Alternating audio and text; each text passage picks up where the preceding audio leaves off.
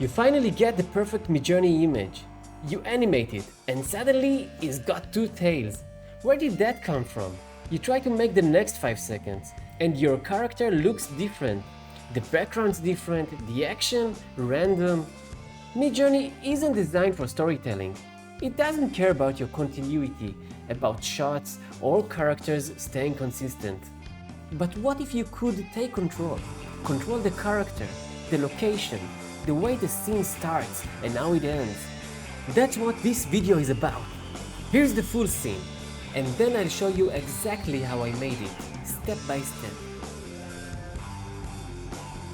To make our rockstar cat behave across multiple shots, we need full control over how he looks, in every pose, every angle.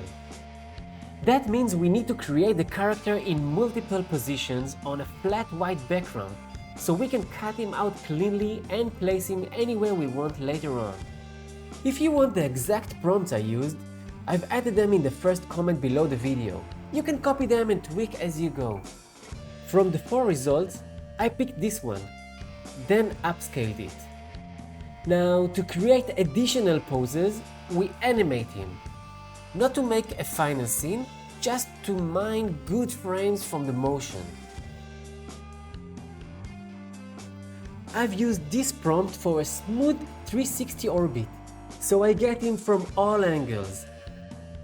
Next, I animate a version where he throws the guitar off screen, so we can use that pose right before he jumps into the crowd. I recommend saving a big canvas with multiple poses so you can reuse your character throughout the video, like a sprite sheet. Next up, we need a stage. Not just a background, a full location we can move the camera through. I used this prompt to generate an epic rock concert stage, from the audience's point of view with dramatic lights, smoke and cheering hands at the bottom. It looks great, but it's too far away. If we drop /cat in now, you'd barely see him. So we upscale our favorite version and then animate the camera moving forward. This prompt creates a smooth dolly-in shot, starting with the full stage and ending up just a few feet away from it.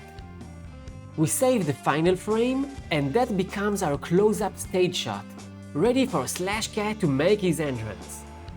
We're not just prompting a background, we're building a shot. Now that we have our character and our stage, it's time to build the first real shot. Here's the idea. We'll start with a wide shot of the empty stage from afar and end with our rockstar cat shredding his guitar center stage. Since Midjourney doesn't let us edit a single frame directly from an animation, we need to save that frame manually. I just opened the animation video in the Windows Photos app, scrap to the final frame, click the 3 dots in the corner and select Save Frame. Then, in Midjourney, I go to the main menu Edit and choose Edit Uploaded Image to bring in that final frame as a background. Inside Edit mode, I go to the bottom left and click Add Layer.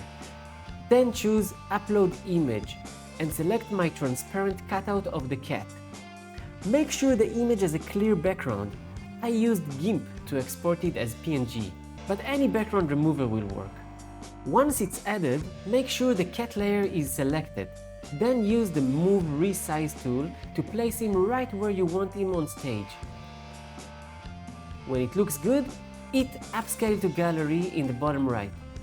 Now back in the Create tab, we click the wide shot of the stage, choose Animate Manual, set our cat on stage image as the ending frame, and drop in this prompt.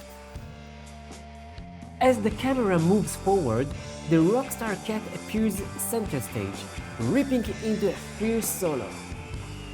So the first shot ends with /cat rocking out front and center on stage. But now we want the camera to move, to pan right and show him shredding towards the crowd. To make that happen, we first build the last frame of the next shot. This time, we need the stage from the new angle, with the crowd on the right and the stage on the left. So I click Animate Manual and use this prompt to spin the camera around. From the animated result, I pick the frame where the camera has finished turning. The crowd is on the right and the stage is on the left. I save that frame to my computer, and now it's back to Midjourney's edit tool. I click Add Image, choose our cat, this time in the pose where he's playing towards the right, and drop him onto the stage. Once he's perfectly placed, I click Upscale to Gallery, and bam! We have our new ending frame. Now for the animation. I head to Create, click the last frame from shot 1, and hit Animate Manual again. This time, I choose the new image with our right-facing rockstar cat as the ending frame, and drop in this prompt. And that's it! Shot 2 is done! Our cat turns to face the crowd and keeps shredding like a boss. And now, the grand finale! Our rockstar cat's not done yet.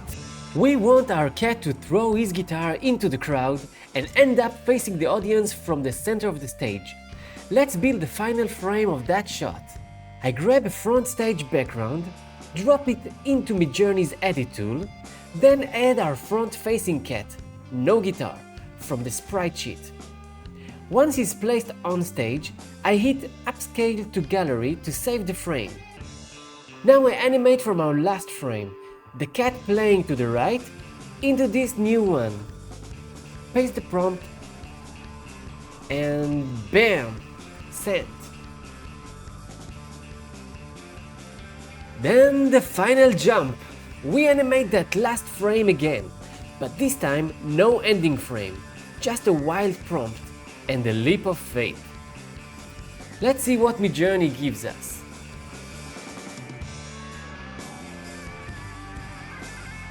And that's it! A full 20-second scene crafted from 4 animated shots using Midjourney, plus a couple of free and simple tools like GIMP and Photos.